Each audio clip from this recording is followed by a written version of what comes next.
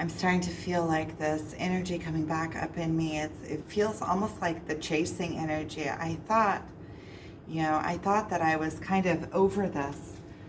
Like I was already pretty much stabilized. I think also I'm kind of associating it with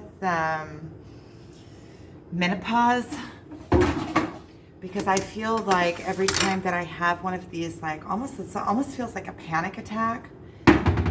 Almost every time that I feel like I have these panic attacks, as soon as the panic attack comes up and I start like breathing through it, then I get a hot flash. So now I'm having the panic attack, and I'll tell you if I get a hot flash. I'm starting to feel a little bit of a hot flash.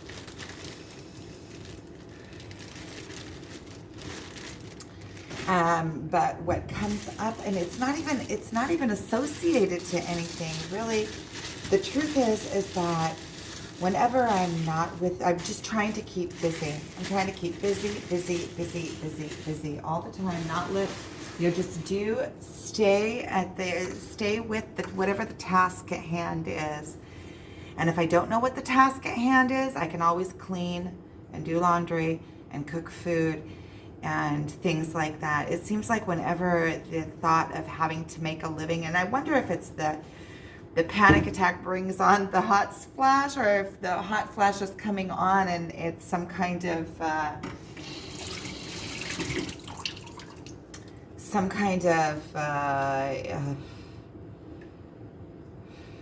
something that goes together. I'm trying to breathe through it. I feel like whenever I'm not with my twin, I just miss him. I miss him. We were together. We've been together pretty much. I mean, we've seen each other daily. I'm making food now. I'm going to make food, and then I want to sit down. I want to make a package to send. I can't send it now. Both of my credit cards are already... I can't use them this month anymore. Or the one is a debit card, so I have to get money in the bank, and the other one's a credit card, and I already got to my monthly limit, so. Yesterday I went and got school supplies, so at least I have that. I'm happy about that. But I still need to buy clothes for the kids. And my son wants new shoes, and he needs new shoes before school starts. So.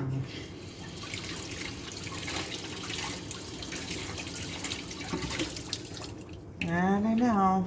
It just keeps coming at you. It never quits, does it? See, maybe these are the thoughts that are bringing up the panic attacks, the thoughts of making a living and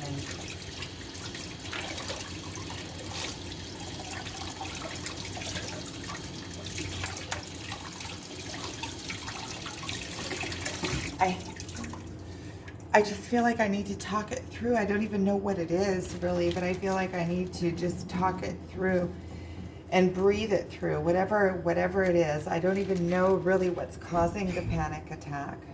Okay, my son is getting up, so I'm going to stop this here or pause it.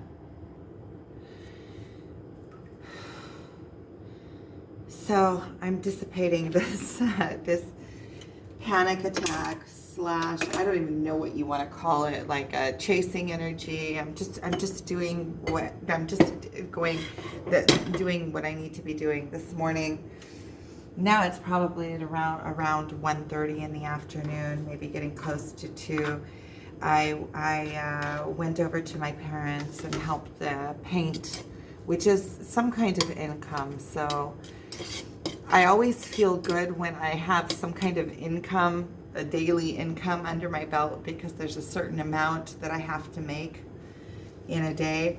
So whenever I have like if I can get that out of the way in the morning, then I already can feel like relaxed. Okay, I have something that I did do this morning all ready to make some kind of income.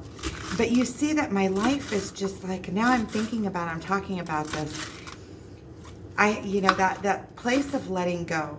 The place of letting go is not like this panic attacky place. You know, when I was talking yesterday about, you know, how when you let go, that this twin flame journey teaches you how to let go. And that in letting go, I'm chopping, I should put it where you could actually see what I'm doing. If I'm already doing something, I'm chopping celery and cilantro. Let's see if I can do it this way, and then you can kind of see what I'm doing too. Maybe like this. Yeah. So I'm cooking. I don't know what I'm making. I'm just kind of doing something. I'm just kind of making something with vegetables and stuff. So, Aviad? So I'm going to pause this. I think my son wants to come in here. I just want to show you, look what I did. I found this sweet potato. I had to get it just because of what it looks like. So I'm pausing this again. My son wants to come in here. So what I was saying is that when I start hyperventilating like that about income, that is not, see, I'm trying to remember every time. I got this,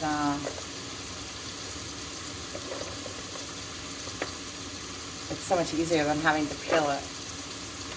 Besides, they didn't have the fresh at the supermarket. That's the reason I got it.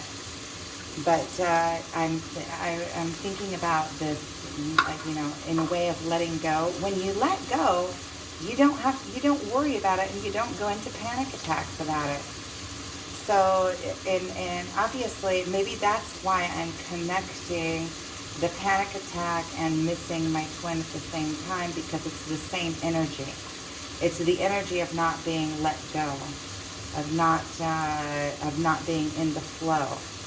And it's the exact same energy. When you're in the flow, you're not worried about it, because it all comes to you naturally. And it's, in a sense, like you can understand it in your mind, but in a way, it's more of a energy. It's more of an energy. It's the let go energy, where you just, you know, it's like the places of my relationships, so let's say other relationships, like relationships with my parents, or with, you know, or other things that in my world that I see other people have struggled with, and that for me, it just comes completely natural. In those places, I'm not holding, I'm not fighting against, I'm not worried about. And they just unfold for me in a natural way. And that's how I see also other people that are, that don't have issues with finances, that don't have issues with income. And I know that a lot of us do, because a lot of us aren't built for the matrix, or our minds work differently, or something. You know, the artist's mind, not the analytical mind. So I'm going to stop this. Yeah, hold on for a second. My son wants to come in. He just wanted to take some cookies.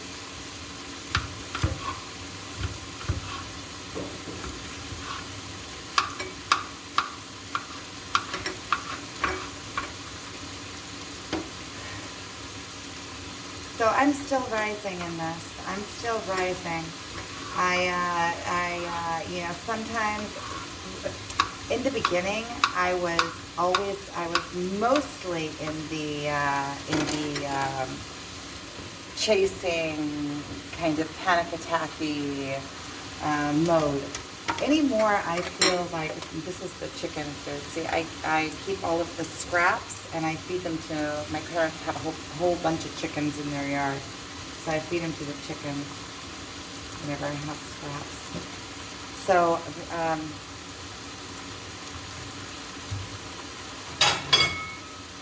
it feels like just talking through the panic attack really helps me. But I've been having less and less and less panic attacks, and less of the, like, chasing, and more of the trusting. And I feel like whenever I'm in the chasing mode, it's like it doesn't get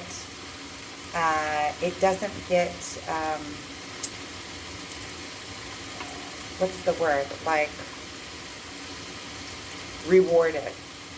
Whenever I get into the chasing mode, I don't get rewarded for it. And whenever I'm in the complete relaxed mode, it's like you magnetize in. And I have so many things that I'm working on now.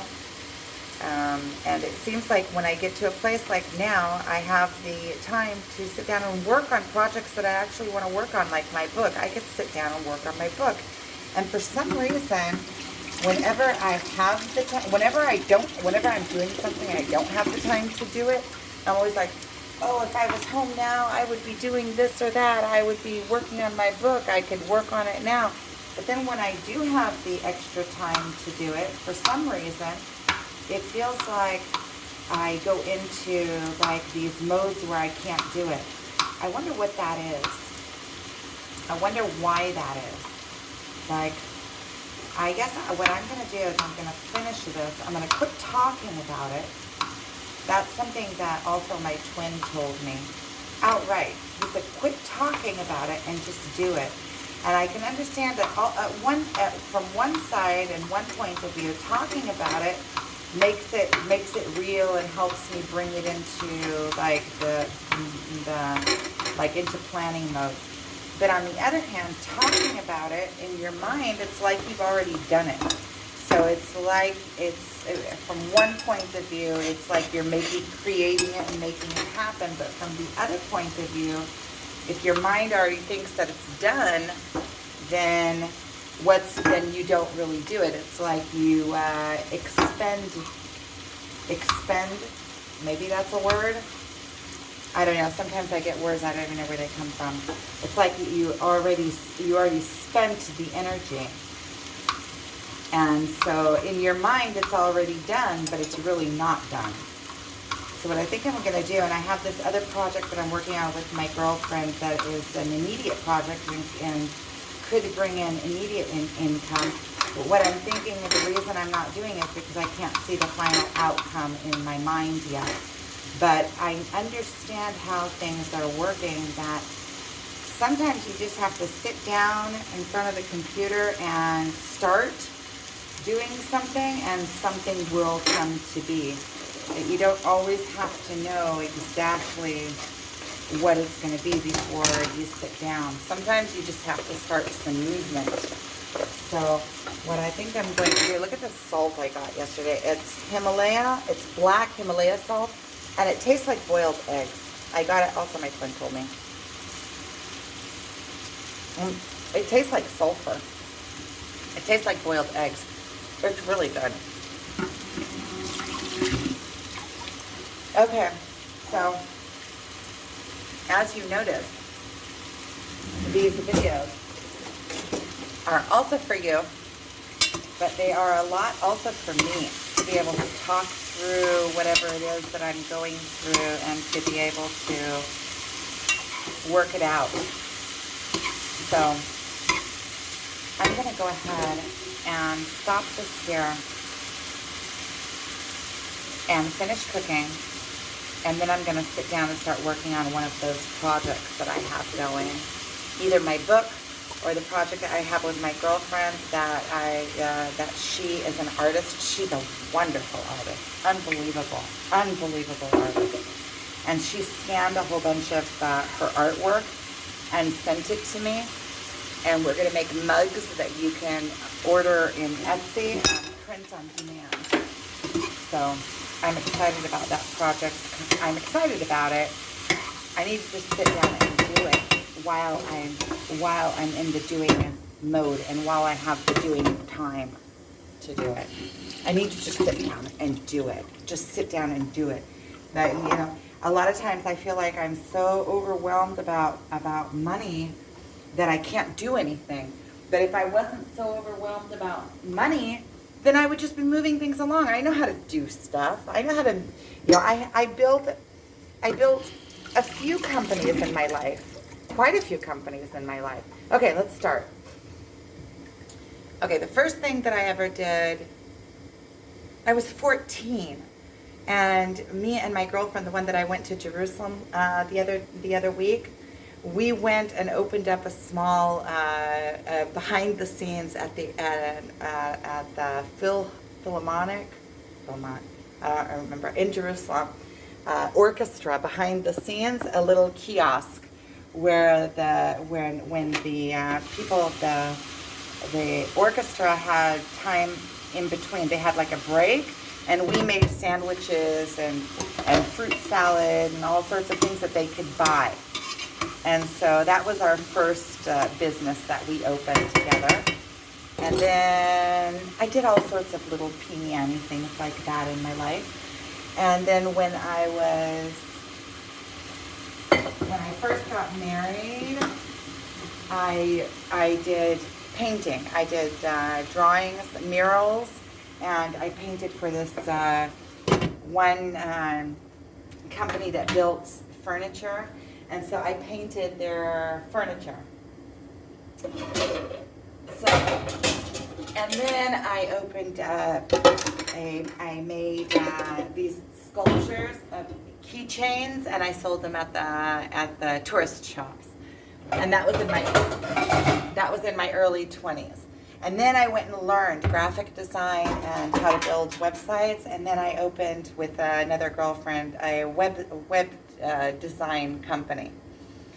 And then with her, I quit working. I just saw her the other day. She was at my daughter's pub.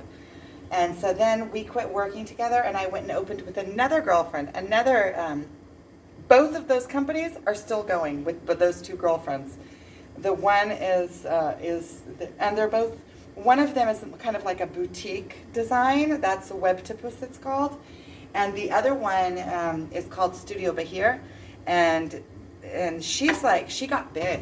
I think she has like 8 graphic designers working under her now. And so we opened up the business together, her and I. And then I left because I wanted to go to the States. So then I went to the States, and then I I started opening up a graphic design company, and I did some freelancing. And then we opened up, my husband and I, my ex-husband, and I opened up a moving company. And that was like immediately like a success. I also worked when I first moved to the States. Before I moved to the States and after I first moved to the States, I worked with a IT company. I was like their house designer. So it was called HT Backup, like high tech backup. And I did all of their design work, all of their graphics, all of the, and so I worked with that company for a while, and that was a lifesaver. He was a lifesaver, the owner of that company. When I first moved to the States, we moved over there with $1,200. We had like nothing. We used to go, my husband was out working on the trucks, and we rented an apartment somehow. I don't even know the people there. The lady was a really nice lady that rented us the apartment, because you have to have like a credit check to be able to rent an apartment in the States. And we didn't have anything. I mean, we moved over there with $1,200 and we had nothing. And my husband started working, and he started making a little bit of money. And then I started working. I worked as a cashier. And they almost didn't accept me as a cashier because I was overqualified, because I was a designer. And I only ended up working there for 2 weeks, because after I started, I got another job offer. And so then I went and worked at a different moving company, and that's how I learned all of the industry of the moving company. And my husband was also working at the moving company and on the truck. So he learned all the logistics, and I learned all of the office work, not all of the office work, but I worked in the customer relations. So I learned like the back side of the kind of learned backwards.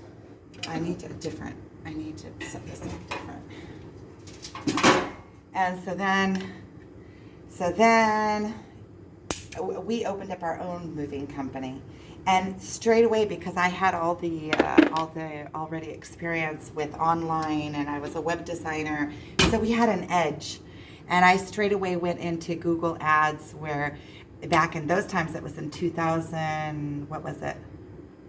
Was it 2006? Yeah. back in 2006 in Chicago, none of the other moving companies were using Google AdWords. They were all using like leads and things like that. So we straight away had an edge, and then our company just went skyrocketed. In the first year, we made over $500,000. I mean, on paper, we made over $500,000 in the first year, and we weren't even working for a full year. And then the second year, we were like almost to $1 million. And then from there, it just went up, and it kept on growing until I decided, and I became, I was working all the time, and just, and 2 more children were born over there when we were in the States. Like, we started with nothing. And, I said $1,200. We got to the States with $1,200. And after like 3 years, we had this company that was already making, like maybe it was 2.5, 3 years. We opened up a company, and we were already making like $1 million a year. So we went straight from like rags to riches, and you go back to rags. Like, now I'm struggling. That's why I think that a lot of it, sometimes I do struggle with the emotional part of, oh no, we're all doomed. But on the other hand, I know that I know how to do stuff. I just can't get myself to do it. I can't get to be motivated. All I want to do is run around on the side of the mountain making videos. That's all I want to do, really, and do my art and cook and bake cookies. And yeah, I want to be...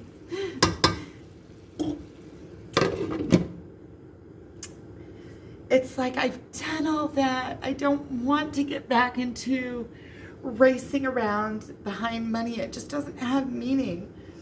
I've been there. I know that. And on the other hand, it's like you can't escape it, because you can't just run around on the side of the mountain and expect to make a living. I just feel like I can't apply myself into something that's not right for me anymore. I can't stay motivated to do something that is only for the money. It's like, it just doesn't inspire. If it doesn't inspire me, I don't want to do it. And it's not even that I don't want to do it. I can't bring myself to do it. I think it's also the post-trauma. I'm traumatized by everything, things that happened. I was working, so we were really successful. We had a big house in the suburbs of Chicago, and we were making tons of money, and I had an unlimited platinum credit card, American Express, platinum. And I was an alcoholic, working all day long, not paying any attention to it, superficial, and it was just not me. And it's like, I can't go back to that. And for some reason, it's almost like I associate money with that, which I know I shouldn't. I'm going to make myself some tea. Look. So this is the bark of that tree that is a Chinese or Japanese tree with the little puffballs on it. And this is supposed to be, oh look, this is like a big piece of soot. I wonder if the soot is also, see, it's a big piece of soot. I wonder if the soot is also, because it's supposed to be like, it's supposed to be like calming and help focus this thing.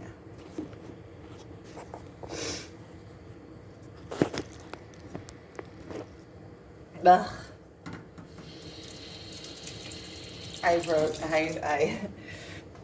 Somebody commented on one of my videos this morning. It was so sweet about my week videos, because I always comment like, oh, I hate making these week videos. And they commented to me that the week videos are actually a strength, being able to, I get it, just a minute. I'm gonna make tea out of that soot. So, see what happens. that the weak videos are actually strength, and that they like the weak videos a lot. It shows like humanity, so being a human. So okay, well, I'm gonna stop this here. So thank you for watching. And okay, so just to finish my story. So after that, in 2013, I just came back to Israel and started over. I was 140 kilo, so I was twice the weight that I am now. If you go back in my Facebook, like search back, I think there might be still some pictures there. I think I took at one point, I took a whole bunch of pictures off that I didn't feel like represented me anymore, but now I see that I always was who I was, and there's no shame in anything. There was a reason for everything. So I was like twice the weight that I am now. I was an alcoholic. I was working all day long and all night long a lot of times, and running away from dealing with anything, in a miserable marriage. And then eventually I came back to Israel and went into rehab and started a new life, and that's kind of where I am. So I'm going to stop this now. So my son's doing the light, so I'll know that he wants to come in the kitchen. So thank you for watching.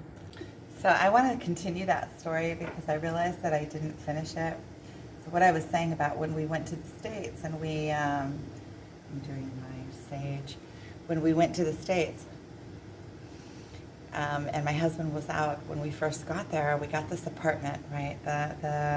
We managed somehow we were renting it for $950, and for us to rent an apartment for $950 was like a lot of money at that time. We didn't really know where we were going to get it from. We just knew that we needed a place, and it was a nice apartment. And we got some old furniture. That there was a group of Israelis that were there, and they were they were selling stuff at the malls, so they were doing some kind of work like that, and they were leaving, and so they gave us all of their old furniture. It was kind of like IKEA furniture, kind of, and so we got some furniture, and we didn't have anything, and we didn't really have hardly any money. So when my husband was out on the trucks, and we bought a car. We bought an old car. I don't remember what was it. Pontiac. We bought an old Pontiac. And so my two older kids then, my two younger ones weren't born. My 16-year-old and my 14-year-old that are now 16 and 14, they weren't born yet. And we would go in the evenings and drive around the alleys and find stuff for the house from garbage cans. And I was just telling the story to my twin and his son last night, so I was just remembering that, how many lifetimes in one lifetime. I was 29. I think I was 29.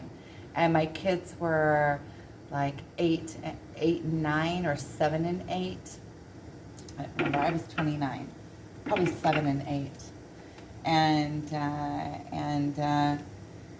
I mean, that was what we did. And we've come, and then within 2 years, we were making $1 million a year. So it's so funny how many lifetimes, and then after a few years, like, I gained so much weight, I was double the size that I am now. And there's so many different lifetimes that I've gone through in one lifetime. I'm cleaning these coins. We found like a whole, like, I put it in lemon, like a mixture of lemon, and the water's black because of the coins are being, see all these coins that we found with the metal detector. So now I'm cleaning them.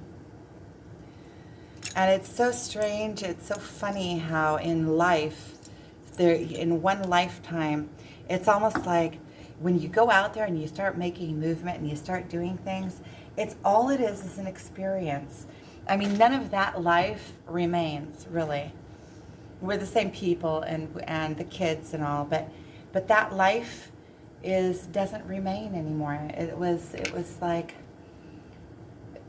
but it was a whole lifetime. It was a whole experience, and that's all that's left of all of that is just the experience that we had. And within a couple of years, we bought a house in the suburbs, a big house. That was in 2009, right when everything was, right when the economy was, the housing industry was falling. And then we went in and bought a house. We ended up selling it when we left, like the last year after we left. 2 years after we left, we still had the company running over there. And the last year that I went back for the summer to run the business was already going under. You know, when you're not there to run your business, and I didn't want to have anything to do with the business anymore. It was like I wanted to leave that whole life behind, but I was still making money from that business for a couple of years after I came back to Israel. That was my income. And then from there, I went and managed a tourist shop here in Israel, and that got me started. Also, my parents are in the tourist industry. They do, my father's an artist, so they do souvenirs, and my father sculpts. Those are the plates that I'm painting at my parents' house. I spent all this morning. It's so funny how my faith in God, in Jesus, all of a sudden I can see exactly what it's all about. When for years and years and years I had no idea what it was about. Like I just saw it in such a topical way that I didn't get it, and now I get it. You know, so it's like when they say you see the light, you see the light. When you see the light, you see the light. And it's so funny because now when I need income, I'm the plates that I'm painting flowers on plate. I'm doing my tea. I want to show you what I'm doing. So I'm going to let it sit for a little bit longer and kind of cover it. And so now, with my faith and everything, I just see it as so funny that the plate that I'm painting is I'm painting the flowers on the garden tomb plate, which is a replica of the garden tomb, is where Jesus was buried supposedly in Jerusalem. It's his burial site. It's a cave that they think might have been the cave that he was buried in. There's so many burial caves that you can't really know, but if you go by symbolically, I mean, it's a good symbolic cave representation, at least. You can't know for sure, and they can't know for sure, but it has been said that it is, so that's all I know. But it's symbolic to me because it's like I'm talking about providence all the time, and